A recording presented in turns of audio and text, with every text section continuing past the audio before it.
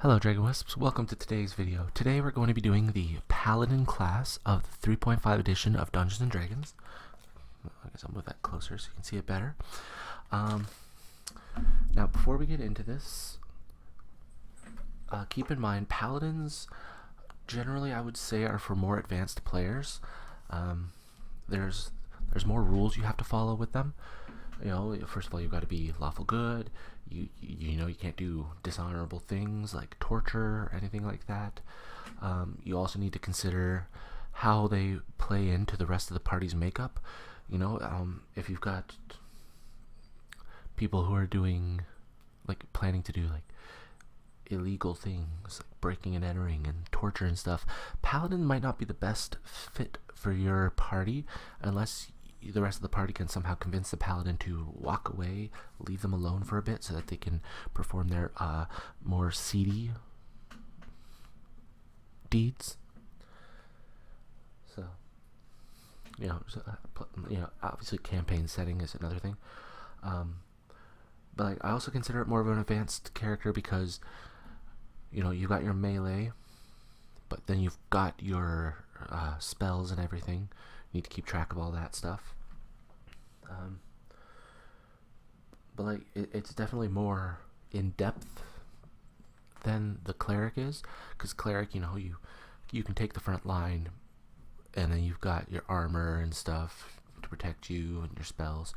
But with the Paladin, you generally will be taking the front line, so you need to work it out how to mix that combat class with that spellcasting class.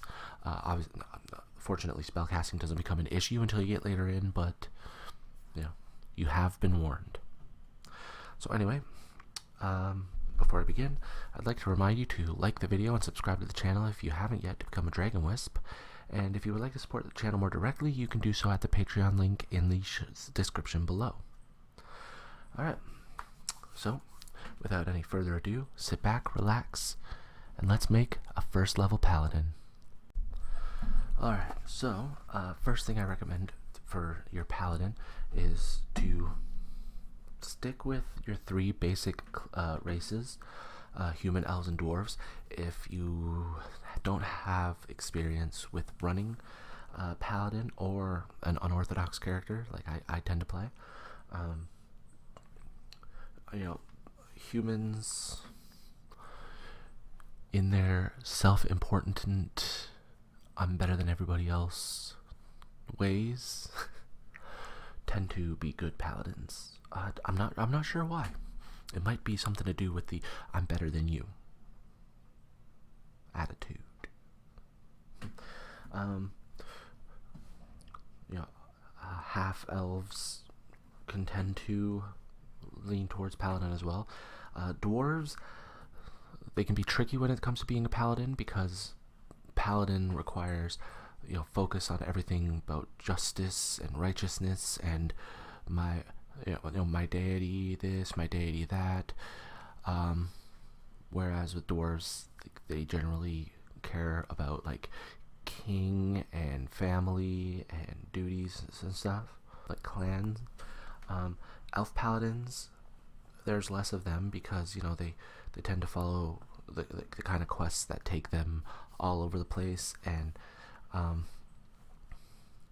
because of being lawful, it puts them out of the sync with the chaotic nature of an elven adventurer. But like I said, stick with one of those ones if it's your first one. The savage humanoids, paladins are not completely unheard of, but they're extremely unheard of. So yeah, so they're very much not common. But anyway, now that you got your race picked out, let's get into details that you require. So first is your abilities. You want to focus more on your charisma because that enhances your healing ability, self-protective capabilities, like you could talk your way out of some stuff. Your turn undead ability, which is extremely important for a paladin. Strength you want to be higher as well because of your frontline role. And wisdom. you want your you need a wisdom score of 14 or higher to access the most powerful paladin spells, and you need to have at least 11 just to cast any paladin spells at all. So those are the 3 basic ones you want to take care of. You're gonna also want to worry about your constitution, because you're frontliner. You gotta have hit points for when you get hit inevitably. You don't have many skills, so I wouldn't say intelligence is super important. And dexterity, chances are you're going to be wearing armor, so dexterity doesn't really help that at all. But alas, you do you. That's roughly the order I would put it in, though. Charisma, then strength, then wisdom, then constitution, and then the other 2 just do whatever. Your alignment has to be lawful good, because you're traveling the path of righteousness and law. And there's a couple more details I'll get into later in the video. And your hit die is a d10. So at first level you get 10 plus your constitution modifier, and then at each level after that you roll a d10 and add your constitution modifier. So unfortunately you could get as low as 1, but you could get as high as 10, so that's good too. At first level you have a base attack bonus of +1, because the paladin gets full attack bonus as they level up. You have a fortitude save of +2, but you don't get a reflex or a will save. Like I said, dexterity isn't a top priority for a paladin. They're not going to be the first ones marching into the trap as long as the rogue is doing their job, or ranger, who can also detect traps. And paladins are kind of gullible, so will save doesn't really get much there either. However, you will be getting a bonus as long as you do put some good score into wisdom, so that'll make up for that. You don't gain any spells up until you're level 4, so no need to worry about that quite yet. And at first level you have an aura of good, so anybody who's detecting good or anything, they can sense your aura, which increases by level. So let's say you have a level 12 paladin, you have a level 12 aura of good. You can cast detect evil at will as a spell-like ability, which can come in handy, like really handy, especially if you don't want to waste your smite evil attempts, which is what you get as well at level 1. You get one smite evil attempt a day at first, but that does increase every, it looks like, every 5th level. So 5 at 5th level you get 2, 10th level you get 3, and so on. Now, the way smite evil works, a paladin may attempt to smite evil with one of their normal melee attacks. Apparently not with a ranged attack, which kind of makes sense, because you're smiting, you're putting your own divine energy into this sort of thing. You add your charisma bonus to your attack roll, and you deal an extra point of damage per paladin level. So at level 12, again, you would be dealing an extra 12 damage just from smite. So while you're not doing too much extra at first, it does add up later on. Unfortunately, if you use smite evil on an enemy that is not evil at all, so that's not lawful, neutral, or chaotic evil, you still spend your smite attempt, but you don't get the bonuses added to it. We can't have people just going around and smiting neutral characters.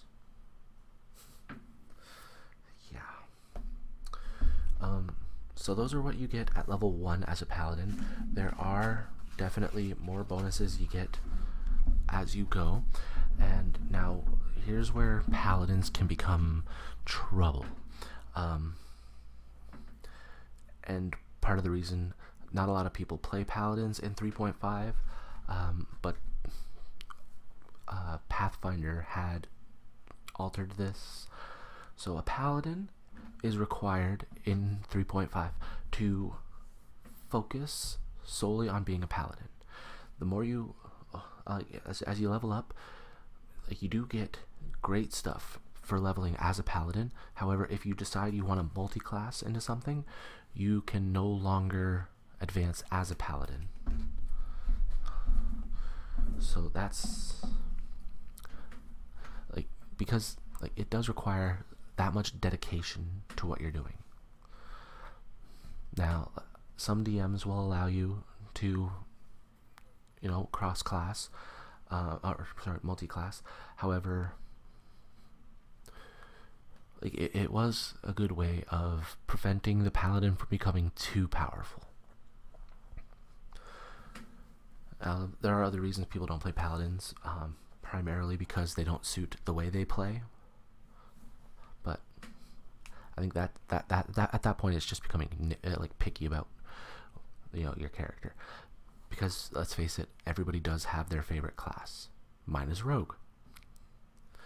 Alright, so let's go over your skills. So for your skill points, you get 2 plus your intelligence modifier per level. Except at level 1, where you get 4 times that amount. And your class skills are concentration, craft, diplomacy, handle animal, heal, knowledge, nobility, and royalty, knowledge, religion, profession, ride, and sense motive. So like I said, you don't have a lot of skills to work with as a Paladin, so, you know, don't have to worry too much about your intelligence being high. It's not like you're a bard or a rogue. Weapon and armor proficiency. Paladins are proficient with simple and martial weapons, and they're proficient with all types of armor and shields except for tower shields, because you do need to have that hand free for things like lay on hand, which we will go into next time we talk about Paladins, because that's one of the bonuses as they level up. Alright, so now let's do my most and least favorite Paladins. My favorite Paladin I played was a halfling Paladin. Her name was Akane, and